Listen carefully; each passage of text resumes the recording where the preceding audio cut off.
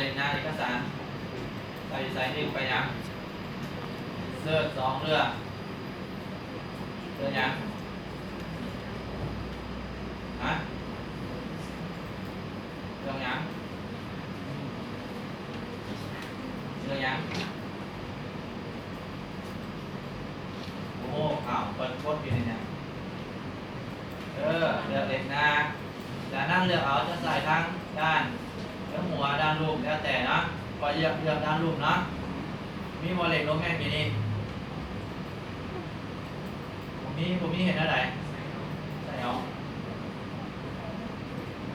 ผมมีไปฟอร์แมตเนาะ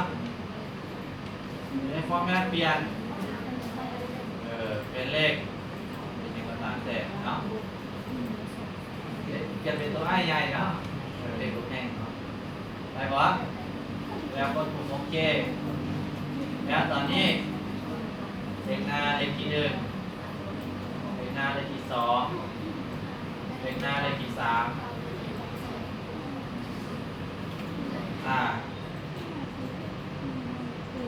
นั่นบอสเพิ่มเลยบอส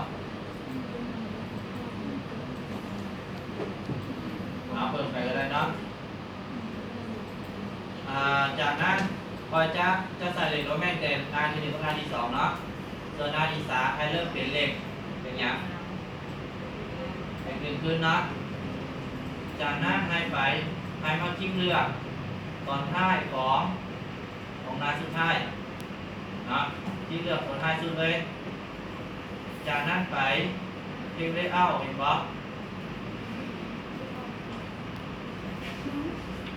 เห็นเลเยอร์บ่เดี๋ยวพอเห็นอาจจะเห็นเลือกส่วนสุดท้ายที่ต้องการไปที่เพจเลเยอร์เนาะหรือเลเยอร์แล้วไปที่เลขเห็นบ่แล้วเลือกถัดไปเห็นบ่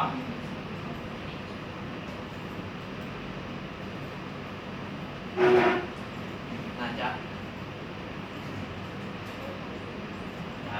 เลือกไปเนาะแล้วตอนนี้มันเกิดขึ้นมานานอีกไหมเนาะแล้วตอนนี้ต่อไปเห็นบ่มันจะเปลี่ยนเป็นหน้านี้ขึ้น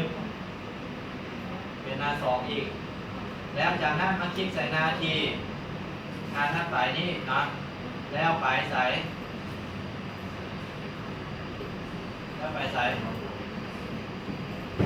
เอาง่ายๆเนาะให้ดับเบิลคลิกเสร็จเลยดับเบิลคลิกเสร็จงานนี้เลยงานตัวหน้าถัดไปเนาะสังเกตตอนนี้พออยู่หน้าที่สามเนาะอยู่หน้าที่สามจะเป็นอย่างหนึ่งเราดับเบิลคลิกใส่เพื่อให้ตัวลิซ่าขึ้นมาแล้วไปที่เพจนัมเบอร์แล้วเลือกอีกฟอร์แมตนัมเบอร์อีกเพื่อมาเปลี่ยนให้เป็นตัวเลขธรรมดาตัวเลข1 2 3แล้วเริ่มจากเลข1โอเค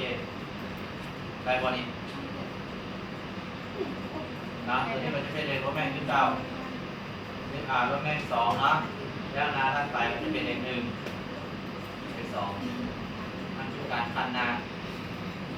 จบ